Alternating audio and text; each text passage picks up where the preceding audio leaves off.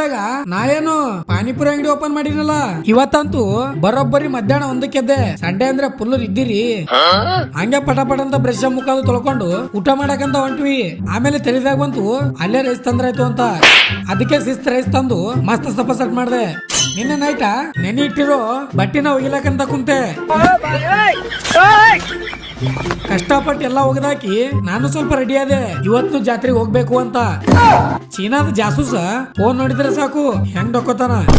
ಸೀದಾ ನನ್ನ ರಾಣಿಗೆ ಎತ್ತಾಕೊಂಡು ಪೊಲೀಸರ ಕೈಯಿಂದ ತಪ್ಪಿಸ್ಕೊಂಡು ನಿರುದ್ಯೋಗಿಗಳ ಜೊತೆ ನಾ ಬಂದೆ ಜಾತ್ರೆಗೆ. ಮೊನ್ನೆ ರಿಯಾಕ್ಷನ್ ವಿಡಿಯೋ ಚಂದ ರೆಸ್ಪಾನ್ಸ್ ಕೊಟ್ರಿ ಅಂತ ಇವತ್ತು ಮಾಡೀನಿ. ಪಾರ್ಟ್ 2 ಯಾವಾಗ ಹಾಕ್ತೀನಿ ಗೊತ್ತಿಲ್ಲ. ಇನ್ಸ್ಟಾದಾಗ ಸ್ಟೋರಿ ಹಾಕಿರ್ತೀನಿ, ಬೇಗ ಫಾಲೋ ಮಾಡ್ರಿ.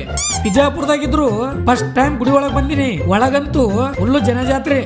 ಇದ್ರ ಮೇಲೆ ವಿಡಿಯೋ ಮಾಡ್ಬೇಕು ಅಂದ್ರೆ 100 ರೂಪಾಯಿ ಅಂತ. ನಾವು ಗೊತ್ತಲ್ಲ ಬರೀ ಸಸ್ತದಾಗ ಫುಲ್ ಅದೇ ತರಾನೇ ವಿಡಿಯೋ ಮಾಡಿದೆ. 100 ರೂಪಾಯಿ ಎಲ್ಲಿಂದ ತರಮ್ರಿ? ಅದಕ್ಕೆ 100 ರೂಪಾಯಿ ಸಂಪಾದನೆ ಮಾಡ್ಬೇಕು ಅಂತ ಪಾನಿಪುರಿ ಅಂಗಡಿ ಓಪನ್ ಮಾಡಿದೆ. ಅದ್ರಾಗ ಬಂದಿರೋ ರೊಕ್ಕದಾಗ ಗೋಬಿ ಮಂಚೂರಿ ತಿನ್ನಕಂತ ಬಂದ್ವಿ. ಶಿಸ್ತು ತಿಂದ್ವಿ ಕೂಡ. ಅಲ್ಲೇ ನಮ್ ಗೋಲ್ಡನ್ ಫ್ಯಾಮಿಲಿದವ್ರು ಸಿಕ್ಕರು. ಜಾತ್ರೆ ಮುಗಿದು 6 ದಿನ ಆದ್ರೂ ಇನ್ನು ನೋಡ್ರಿ ನಮ್ ಬಿಜಾಪುರ ಮಂದಿ ನನ್ ತರನೇ ಕೆಲಸ ಇಲ್ಲ ಅನ್ಸುತ್ತೆ. ಹಂಗೆ ಸ್ವಲ್ಪ ಸಸ್ತಾನಾಶ ಮಾಡಿ ಸೀದಾ ರೂಮಿಗೆ ಬಂದು ಮಸ್ತ್ ರೈಸ ಮೊಸರ ನಾ ಸ್ವಲ್ಪ ಸಟ್ ಮಾಡ್ತೀನಿ. ಮುಂದೆ ಸಿಗಮ್ಮು. ಜೈ ಹಿಂದ್, ಜೈ ಕರ್ನಾಟಕ ಮಾತೆ.